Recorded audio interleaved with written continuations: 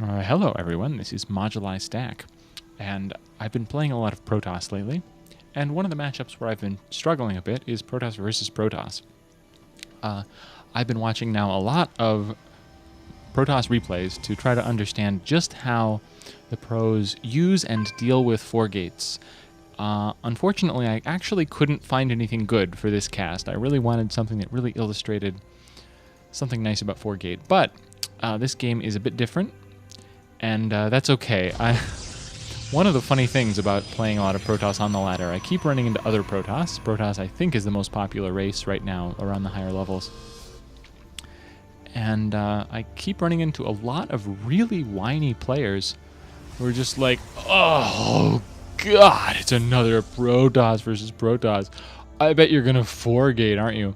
One opponent, I took my second gas at like a reasonable time, like around 20. My opponent was like, oh, God, you're going to cheese me. Oh, he was in the game. He's just like, you're going to cheese me. You got your second gas early. And that was pretty annoying. But on the other hand, I actually do understand that kind of thing because you do see a lot of cheese in Protoss versus Protoss on the ladder because I think people just have no idea how to play Protoss versus Protoss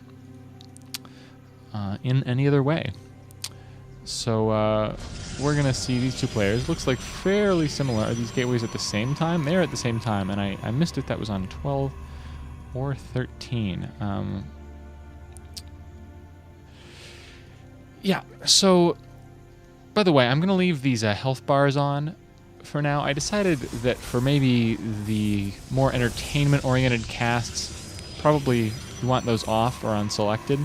But for the analysis, and this is going to be kind of more of an analysis, I'm going to leave those on because it does help a bit. Now look, cybernetics core on 16. Notice how all these timings work out. Let me actually just pop back here a little bit because I am quite curious about this. Actually, I'm going to pop all the way back to when this gateway got started. Wow, you have to press B a lot of times to do that. And it is slow. Man, there should be a better way of navigating these replays. Almost. We have almost gone all the way back in time to when these gateways were created. And it looks like that is a gateway going down at 13. They both scouted after Pylon, I believe. One thing, note the placement here. Both of them have created a little bit of a wall with that first gateway. And that's really neat to see. A lot of Protosses are doing that. And the reason for this is there's lots of early Zealot rushes, and that includes like Proxy 2-gate, or all sorts of other weird things, where you kind of do want to keep your probe line as protected as possible. So, for example, if I was forced to throw up a forge, if I was MaNa, which I'm not, obviously, but if I was, and I had to throw up a forge, I could get a cannon in here that would protect my whole probe line and all the buildings. And that would be pretty awesome. So, gas went up at a normal time. This pylon is going down at a curious time. Actually, a little earlier for Socke than for MaNa, but 15 I think for Socke and 16 for MaNa, and it's interesting for me to see that because I always wonder exactly how they're going to handle this moment where you don't quite have enough to make the probe and the cybernetics core, but you're going to go ahead and make the core first and then start that 17th probe. Meantime, how much chrono boost has been spent on probes? One more chrono boost for Socke, which would explain the slightly different timings. Got his probes out sooner, presumably. You have to be very careful in analyzing Protoss openings because there's all these little subtleties around exactly when you get supply blocked and exactly when those pylons go down. Let me keep the production tab up. MaNa starting a Zealot and what's his name? Socke starting a Zealot. Cybernetics core now coming online. Because notice the one key difference I said, one more chrono boost was spent on these probes.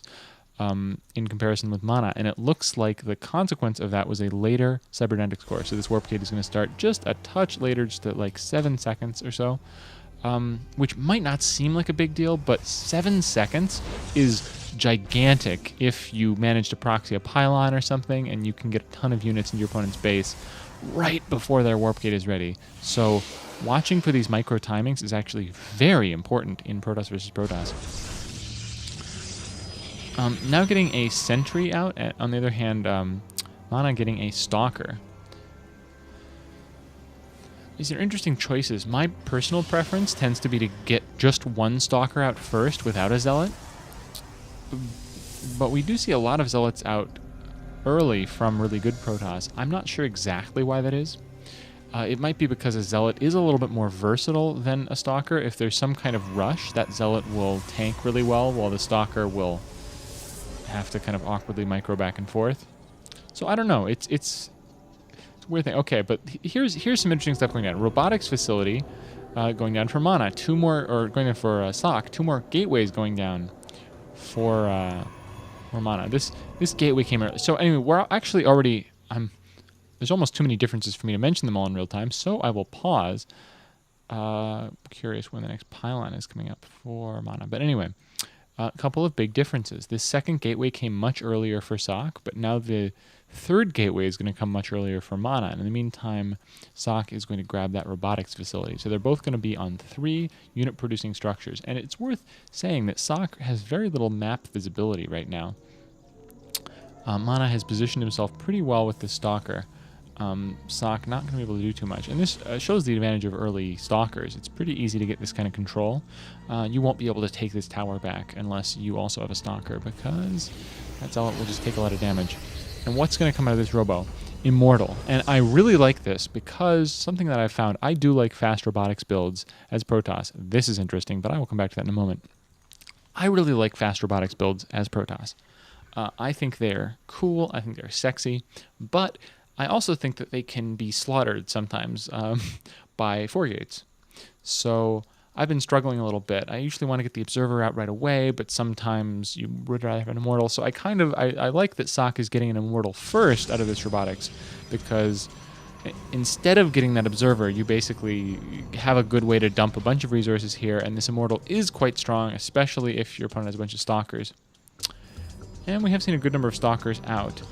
Where's all the gas going for these two players? Look at this. MaNa putting down his robotics facility a little bit later than Socke, and also getting a Twilight Council. So I've definitely never quite seen this before, but notice he's doing this on 3 gateways. Now, you have to be pretty confident to do something like this, and let me try to describe what leads MaNa to be so confident in this situation. He does control this Xel'Naga tower, and that means that if any probes come out of his opponent's base, he will see them and presumably be able to stop them. On the other hand, if a big push comes out, he will see that too, and be able to start warping in units and preparing. Incidentally, look at this. 3 chrono boosts saved up. Just enough to chrono boost all 3 gateways. So actually, he can get a lot of units out fast, even though it is only 3 gateways. Okay, so that's where a lot of the confidence is coming from. Also, look, there's 1 sentry back at the base with enough energy for a force field. With 1 perfect force field, you can force field the bottom of the ramp and prevent anybody from going up. That buys you a few precious, precious seconds. And that's maybe if it turned out that Socke had been hiding a probe somewhere on the map. Who knows? Very hard to account for all these things in PvP. Well, that was an attempt to describe why MaNa is as confident as he is, putting down 2 more facilities, and he's going to go for that Observer first, so not getting an Immortal. Immortal is now out for Socke, so Socke feeling a bit more secure, going to get his own Observer. Interesting that he's rallying it over here. That might be to try to kill any observers that his opponent sends over. Oh, no, he's going to rally it to his opponent's base. Yeah, there's really no need for an observer right at this moment over here. Even if your opponent was rushing for Dark Templar, they would still not be out for a little bit, just a little bit longer. And look at this, chrono boosting out Blink, getting his observer out now.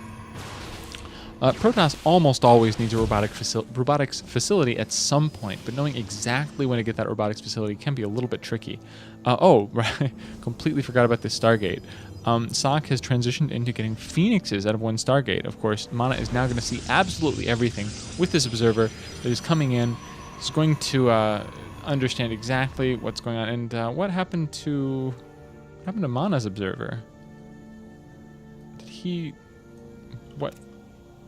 Okay, so this is his only first observer. Okay, I just kind of missed what happened there. Oh, nice work with the Phoenixes there, managing to pick off that observer and then escape from these Stalkers. Good positioning of those Stalkers by MaNa, but it's just not his day. He has Blink, so he's going to be able to do stuff like this, and that's going to be pretty nice. I'm not sure how he sort of